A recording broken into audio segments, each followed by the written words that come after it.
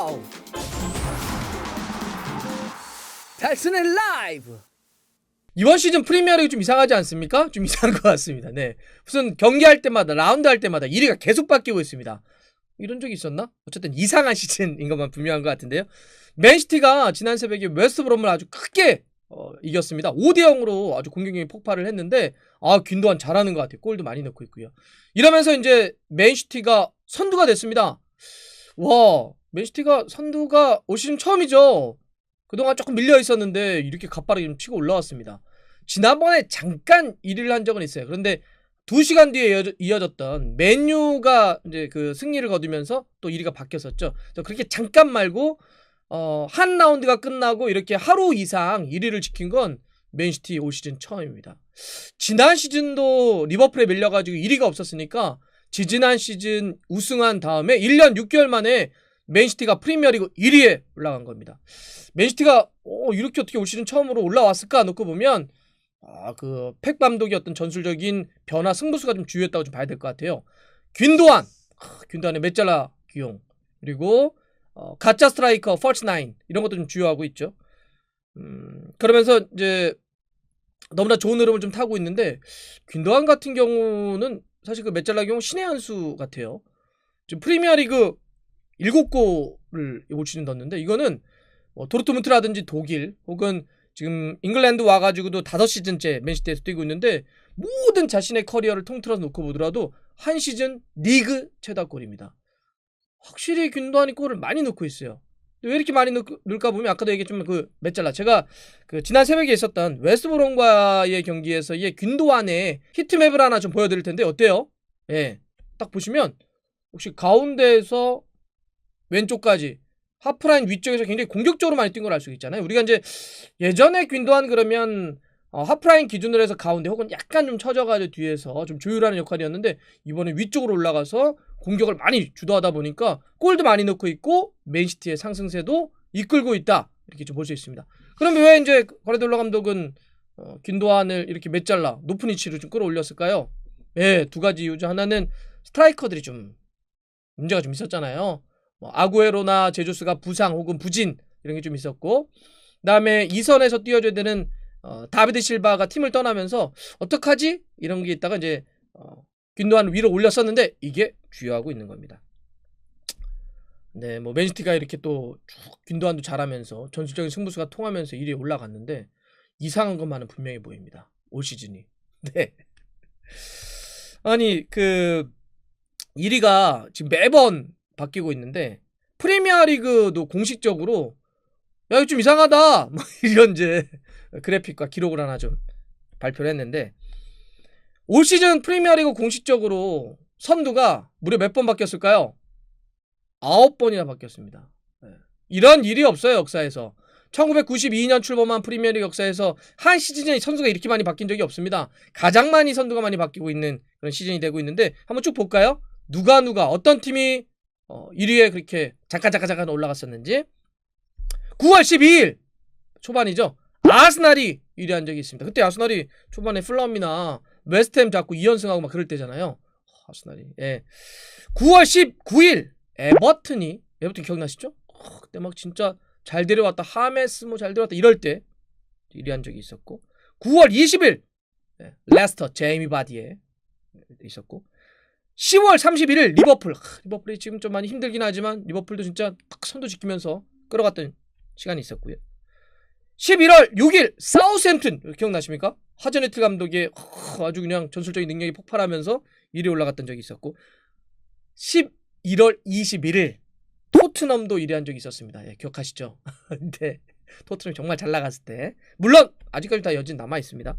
보니까 공식 홈페이지 자료인데 손흥민 선수를 토트넘의 메인으로 써놨네요. 12월 5일 첼시가 1위 있었던 시절도 있습니다. 이게 불과 한 달하고 한 20일 정도밖에 안 지났는데 첼시가 지금 이렇게 10위까지 내려가고 감독 교체된 걸 보면, 야, 올 시즌 진짜 이상하다. 어떻게 한 달하고 한 20일 전에 선두였던 팀이 지금은 이렇게 순위 내려가고 감독 바뀌고 난리가 났을까? 진짜 조금 이상한 시즌 맞습니다. 그리고 1월 12일 맨유도 1위에 올라갔었고요. 맨유가 진짜 지금도 뭐 순위가 높으니까. 그리고 이번 1월 26일 맨시티 선두 이렇게 9개 팀이 지금 프리미어리그 선두를 경험하고 있습니다. 올 시즌. 자, 프리미어리그 역사 아까 처음이라는 말씀을 좀 드렸고 잉글랜드 1부 리그를 통틀어 놓고 보더라도 이게 언젠가요? 1986, 87 시즌. 그러니까 이거 우리나라에서 아시안게임 열렸던 그 시간인데 그때 이후로 그때가 이제 9개 팀이 선두가 왔다 갔다 했었어요. 그때 이후로 34년 만에 다시 한번 잉글랜드 1부 리그의 시즌 도중에 9개 팀이 선두를 경험하는 시즌이 되고 있습니다. 네. 근데 이것도 그냥 이렇구나 이렇게만 또 볼 수 없는 게 경기 수가 죄다 달라요. 그래서 앞으로도 어떻게 될지 모르겠어요. 네.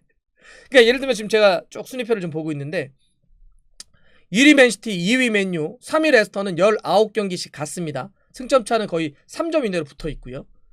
근데 웨스트햄 4위 같은 경우는 이제 20경기를 치렀고 리버풀은 19경기를 치렀는데 토트넘은 18경기입니다. 그러니까 웨스트햄에 비해서는 2경기나 적고 시티에 비해서는 지금 1경기를 적게 치렀는데 또 7위 에버튼은 17경기밖에 되지 않아요. 2경기나 3경기까지 적습니다. 아스날은 이제 20경기고 9위 빌라도 17경기. 예. 역시 경기수가 막 서로가 다 달라요. 1경기, 2경기, 최대 3경기까지도 지금 경기수가 다르기 때문에 이 순위도 아직 모른다. 정말 어떻게 될지 전혀 모르는 그런 시즌이 되고 있습니다. 자, 이러다 보니까 프리미어리그 역대 최다골 기록 보유자 PL의 전설 앨런 시어러 같은 경우 그 BBC에 이제 칼럼 썼잖아요. 자기도 이거 모르겠다. 이번 시즌 정말 처음 본다. 이랬던 시즌 자기 처음 경험한다. 처음 경험하죠. 34년 전에 이런 게 있었고 프리미어리그 역사는 한 번도 없었으니까 프리미어리그에서 처음 경험하는 거 맞습니다. 그러면 이제 앨런 시어러가 얘기했던 게 올 시즌 어려운데 4개에서 5개 팀 정도가 우승할 것 같다. 근데 사실 이런 얘기는 다 하지 않습니까? 이런 판국에 그래도 한 2개 팀 정도 좀 좁혀줘야 되는데 한 4개에서 5개 팀 정도가 우승할 것 같다. 시어러는 이야기했습니다. 그래서 누구냐? 리버풀, 맨유, 레스터, 맨시티, 토트넘 이렇게 5개 팀 중에 우승하지 않겠어? 라고 얘기했는데 뭐 그러지 않겠습니까? 5개 팀 중에 하나는 걸리겠죠. 이게 될 것 같고 근데 지금 예를 들어서 아스날 같은 경우도 많이 정말 무섭게 치고 올라오고 있잖아요. 아스날이 8위까지 치고 올라왔는데 지금 아스날도 이제 한두 경기 잡으면 몰라요. 그러면 진짜 뭐 4위, 5위 이렇게까지도 들어갈 수 있기 때문에 이번 시즌 진짜 이상합니다. 근데 지금 경기 수가 많이 남았잖아요. 프리미어리그가 총 38라운드인데 그러면은 19경기면 이제 딱 절반 돈 건데 약간 절반을 돌았거나 절반을 못 돌았거나 절반을 살짝 넘었거나 이런 상태에서 이렇게 혼전이기 때문에 그야말로 진짜 모를 시즌이 되고 있다. 근데 왜 이렇게 그러면 순위가 뒤죽박죽되고 있을까요? 왜 이렇게 카오스처럼 시즌이 돌아가고 있을까요? 왜 이렇게 이상한 시즌이 되고 있을까요? 이유를 한번 좀 봐야 될 것 같은데 크게 보면 4가지인데 그 4가지를 모두 이렇게 하나 쥐고 있는 핵심은 코로나입니다. 코로나에서 다 파생된 문제들이 순위를 이렇게 다 뒤흔들고 있다 이렇게 좀 볼 수 있을 것 같은데 첫 번째는 코로나 여파 때문에 이번 일정이 굉장히 빡빡하게 다들 이렇게 이루어졌어요. 그 뭐 프리미어리그 일정도 계속 여러분들 주중 경기 하잖아요. 올 시즌 뭐 여러분 다 못 쉬셨죠. 그냥 계속 그냥 주말 주중 경기 보자. 이게 연구 연주도 알아봤더니 이런 거래요. 이제 무관중으로 열리다 보니까 집에서 할 게 없잖아요. 사람들이 다. 그러니까 그냥 TV로 축구 보셔라 라고 해가지고 경기 일정을 다 쪼개놨다는 거예요. 이렇게 일정 자체가 막 쪼개지고 뒤죽박죽 막 그리고 빡빡해지고 그런데다가 막 또 뭐 챔피언스 리그, 유로파 리그 이런 것도 막 계속 중간에 끼다 보니까 더 빡빡해졌습니다. 그럼 이 일정이 이렇게 좀 빡빡되고 연기되고 막 그랬잖아요. 또 경기 코로나 때문에 연기되고 막 이런 게 많아지다 보니까 변수가 되게 확장됐어요. 변수가 확장된다는 얘기는 안정성이 떨어진다는 얘기 아닙니까? 수많은 변수들이 개입되니까 이러니까 순위가 요동치는 이게 첫 번째이고 두 번째는 일정이 또 이렇게 빡빡하게 진행되다 보니까 어떤 문제가 생길까요? 맞습니다. 체력적으로 굉장히 부담감이 생기고 또 부상자가 많이 생겼죠. 그러니까 전력이 막 떨어지거나 또 막 여기서 막 흔들리거나 기복이 생기거나 이런 게 있었고 그런데 부상과 더불어서 코로나 확진 문제가 생기다 보니까 그럼 못 뛰잖아요. 뭐 그러니까 뭐 어떤 팀은 뭐 거의 1군이 못 뛰네, 1.5군이 뛰네, 뭐 주력이 빠지네 이런 게 있었잖아요. 이러다 보니까 또 전력이 뒤죽박죽 그러다 보니까 변수들이 또 많아졌고. 자, 세 번째는 이것도 코로나 여파인데 코로나 때문에 지금 다들 어렵잖아요. 팀 재정이 어려우니까 수입이 막 줄어들어서 관중 수입도 없고. 그러니까 돈을 써가지고 전력을 보강하는 게 위축됐어요. 다들. 그런데 사실 큰 돈을 써가지고 전력을 탁 끌어올려가지고 다른 팀과의 격차를 벌리는 이런 팀들은 대개 어디예요? 큰 돈을 쓰는 팀은 역시 강팀들이죠. 강팀들이 큰 돈을 써가지고 약간 중소팀들하고의 전력차를 벌리는 거 아니에요? 좋은 선수를 막 데려와가지고. 근데 이게 안 된다는 거죠. 이러다 보니까 강팀과 중하위권 팀들의 격차가 더 붙어버렸어요. 벌리질 못하니까 영입을 통해서. 실제로 지난해 여름 같은 경우도 몇몇 보고서를 보면 한 예년에 비해서 선수의 영입 자금들이 뭐 한 30% 정도 안팎 줄어들었다. 이런 게 있습니다. 그리고 이번 당장 지금 겨울 이적 시장만 놓고 보더라도 어때요? 되게 좀 조용하잖아요. 너무 잠잠해요. 뭐 가끔씩 임대나 아니면 뭐 그냥 몇 명 선수들이 옮기지 우리가 와 이런 선수 없잖아요. 이게 지금 다들 이렇게 돈이 마르다 보니까 영입이 안 되고 그러다 보니까 이 격차들 벌리지 못하고 있다. 그다음에 이제 네 번째는 좀 크게 보면 그 프리미어리그의 역사를 좀 길게 보면 실제로 전력이 평준화되는 흐름으로 가고 있는 것도 맞습니다. 우리 예전에 하면 뭐 프리미어리그면 대표적으로 빅4 이렇게 불렀죠. 근데 그 이후에 뭐 빅6, 그다음에 빅7 이런 식으로 점점 막 빅팀이 더 많아져요. 막 이렇게 넓어지는 구조로 가고 있는데 이거는 이제 아무래도 프리미어리그로 돈이 전 세계 자본들이 상당히 많이 들어왔잖아요. 뭐 중동 자본, 중국 자본, 러시아 자본, 기타 등등의 많은 자본들이 프리미어리그 들어가다 보니까 돈이 많이 쌓였죠. 이 많이 번 돈을 가지고 이제 통합 마케팅을 프리미어리그가 했습니다. 묶어서 판매를 했죠. 20개 팀을 묶어서 판매를 하다 보니까 그래서 이 크게 들어온 돈을 되도록이면 고르게 분산시켰어요. 20개 팀에. 그러다 보니까 뭐 한 팀으로 돈이 확 쏠리는 게 아니고 뭐 순위가 좀 낮더라도 일정한 큰 돈을 받다 보니까 이거로 재투자를 하게 되는 거죠. 그러다 보니까 또 밑에 있는 팀 재투자하니까 이렇게 전력이 막 다른 리그처럼 확 벌어지는 게 아니라 되도록이면 붙었죠. 이런 어떤 전력 평준화 흐름도 이번 시즌 이런 흐름 속에서 더욱더 순위를 요동치게 만들었다. 좀 이렇게 볼 수 있습니다.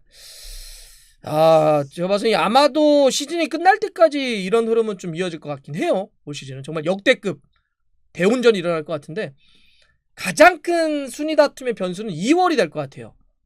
2월 왜냐하면 이제 챔피언스 리그, 유로파 리그가 재개되지 않습니까?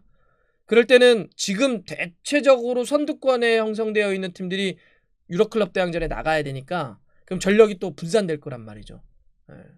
이때가 순위 싸움이 굉장히 중요한 싸움이 좀 될 것 같습니다. 누가 우승하게 될까요? 이럴 때 우승하게 되면 이건 더 가치 있다고 쳐줘야 되나? 그러겠죠? 이런 대운전을 뚫고 우승하게 되면 이럴 때 그냥 시어로처럼 한 4-5개가 우승할 것 같습니다. 이렇게 그냥 현명할 것 같기도 하고요. 네, 저는 뚜껑을 열어봐야 한다. 이렇게 정리하겠습니다.